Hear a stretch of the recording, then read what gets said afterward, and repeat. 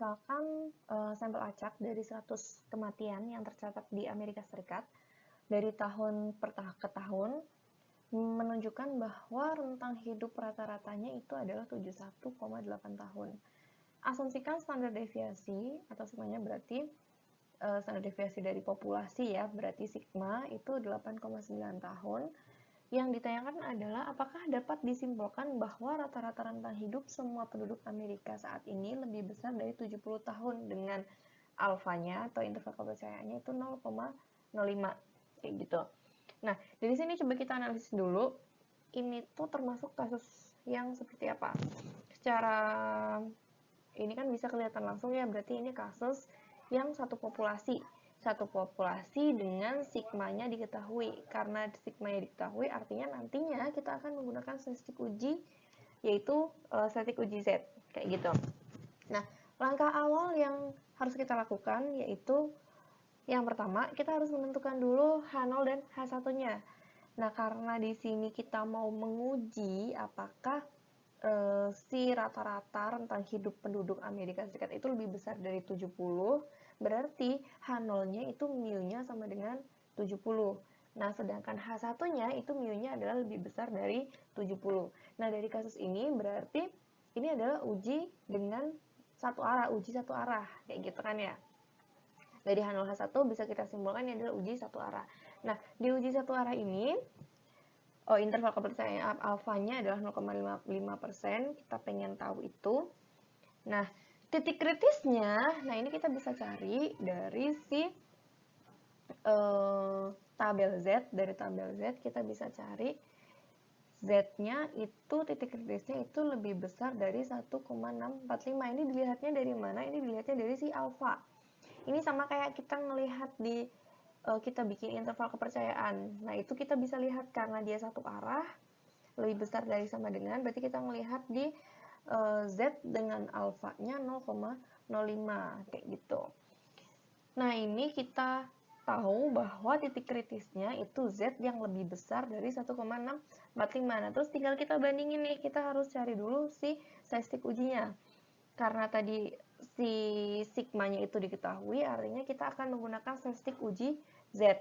Dengan rumusnya, ini seperti ini, Z sama dengan X bar min mu 0 dibagi dengan sigma per akar N. Ya udah tinggal kita masukkan nilai-nilainya, itu udah diketahui semua. X barnya itu 71,8 dengan sigmanya itu 8,9. Nah, didapatkanlah nilai Z-nya adalah 2,02. N-nya itu berarti si 100. Mu 0-nya berarti 70 gitu ya. Tinggal kita masukin aja. Ketemu nilai Z-nya adalah 2,02. Nah, sedangkan 2,02 ini lebih besar dari si 1,645 dan sedangkan titik kritisnya atau daerah kritisnya, sorry ini harusnya daerah kritis nih nomor 4 ya, aku nulisnya salah. Daerah kritisnya itu Z-nya lebih besar dari 1,645. Artinya nilai Z yang sudah kita hitung, ini nilainya lebih besar dari 1,645. Berarti dia masuk ke dalam daerah kritis kan? Karena dia masuk ke dalam daerah kritis, artinya apa? Artinya kita akan menolak H0 karena dia masuk ke dalam daerah kritis. Kita tolak H0 berarti kesimpulannya adalah menolak H0. Nah, setelah kita dapatkan kesimpulan bahwa kita akan menolak H0, artinya kesimpulan secara kalimatnya tinggal kita lihat aja tuh kalimat H0 dan H1-nya seperti apa.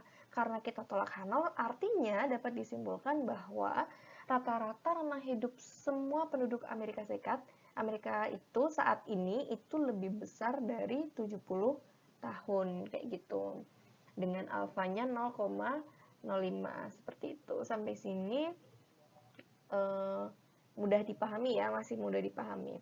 Nah, kemudian setelah ini ada beberapa contoh kasus latihan untuk dua populasi atau satu populasi dengan uji dua arah. Nah, ini coba kalian kerjakan dengan cara yang sama, step by step seperti ini. Jadi, tentukan dulu H0 H1-nya, alfanya berapa, tentukan titik kritisnya, kemudian menentukan titik ujinya, statistik uji yang digunakan apa, kemudian dihitung uji statistiknya sesuai dengan statistik uji yang digunakan, kemudian kita bisa simpulkan apakah kita menolak H0 atau tidak menolak H0, kemudian baru kita simpulkan secara kalimat, seperti itu ya. Nah, ini untuk latihan. Coba dikerjakan sendiri. Ini latihan kedua dan latihan ketiga.